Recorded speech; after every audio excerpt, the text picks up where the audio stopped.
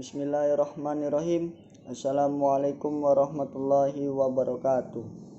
Perkenalkan, nama saya Fajar Aska, mahasiswa UIN Raden Intan Lampung, jurusan Hukum Tata Negara, NPM 1921020613. Di sini saya akan mempresentasikan tugas mata kuliah Filsafat Hukum dengan tema pendekatan filsafat hukum, yaitu ilmu hukum dan ilmu sosial. Ilmu hukum, beberapa pendapat mengatakan bahwa karena filsafat hukum merupakan bagian khusus dari filsafat pada umumnya, maka berarti filsafat hukum hanya mempelajari hukum secara khusus, sehingga hal-hal non-hukum menjadi tidak relevan dalam pengajian filsafat hukum. Sebagai filsafat hukum tunduk pada sifat-sifat, cara-cara, dan tujuan-tujuan dari filsafat pada umumnya.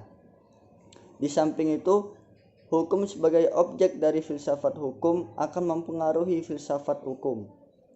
Dengan demikian, secara timbal balik antara filsafat hukum dan filsafat saling berhubungan. Secara sederhana, dapat dikatakan bahwa filsafat hukum adalah cabang filsafat, yaitu filsafat tingkah laku atau etika yang mempelajari hakikat hukum. Dengan perkataan lain, filsafat hukum adalah ilmu yang mempelajari hukum secara filosofis. Jadi, objek filsafat hukum adalah hukum, dan objek tersebut dikaji secara mendalam sampai kepada inti atau dasarnya, yaitu disebut sebagai hakikat. Menurut Purnadi Purbacaraka dan Surjono Sukanto, hukum dapat diartikan sebagai yang pertama, ilmu pengetahuan, yakni pengetahuan yang tersusun secara sistematis atas dasar kekuatan pemikiran. Yang kedua, disiplin, yakni suatu sistem ajaran tentang kenyataan atau gejala-gejala yang dihadapi.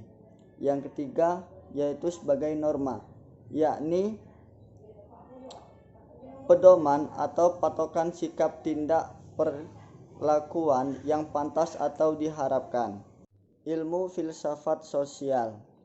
Filsafat sosial merupakan cabang filsafat yang mempelajari persoalan kemasyarakatan secara kritis, radikal, dan komprehensif. Sejak Plato dan Aristoteles, kajian terhadap persoalan-persoalan kemasyarakatan sudah menjadi objek penelitian tersendiri. Menurut Plato dan Aristoteles, susunan masyarakat mencerminkan susunan kosmos yang abadi. Manusia berkewajiban untuk menyesuaikan diri dengan susunan itu dan menaati demi keselamatannya. Kalau tidak, ia akan hancur sendirinya. Pada abad pertengahan, masyarakat Eropa masih memperlihatkan pada pola dasar yang sama, hanya sekedar mengoreksi terhadap paham Plato dan Aristoteles. Paham tentang otonomi kosmos diganti dengan paham heteronominya, yaitu kepercayaan bahwa kosmos tidak berdiri sendiri, tetapi bergantung pada kemahakuasaan, yaitu Allah. Ketertiban kosmos adalah suatu ketertiban yang telah diciptakan. Perubahan hukum dan sosial. Proses terjadinya perubahan-perubahan pada masyarakat di dunia pada dewasa ini merupakan suatu gejala yang normal, yang pengaruhnya menjalar dengan cepat ke bagian-bagian lain dari dunia. Antara lain berkat adanya komunikasi modern dengan taraf teknologi yang berkembang dengan pesatnya. Penemuan-penemuan baru di bidang teknologi, terjadi suatu revolusi modernisasi pendidikan dan lain-lain kejadian yang di suatu tempat dengan cepat dan dapat diketahui oleh masyarakat.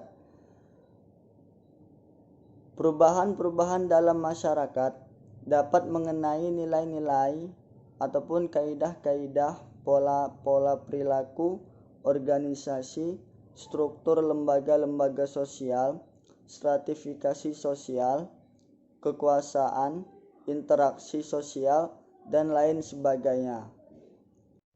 Faktor yang memengaruhi terjadinya perubahan sosial.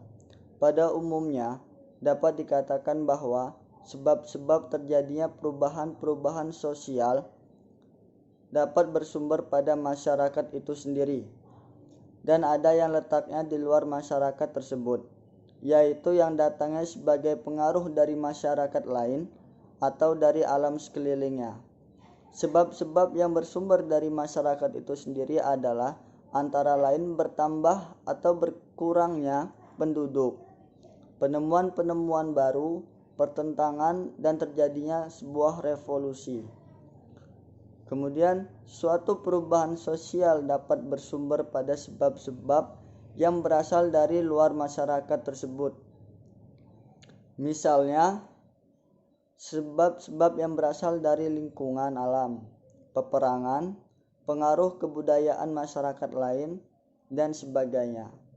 Sekian presentasi dari saya. Jika ada kurangnya saya mohon maaf, dan jika ada lebihnya itu semata-mata dari Allah Subhanahu wa taala. Saya akhiri, wabillahi taufiq wal hidayah.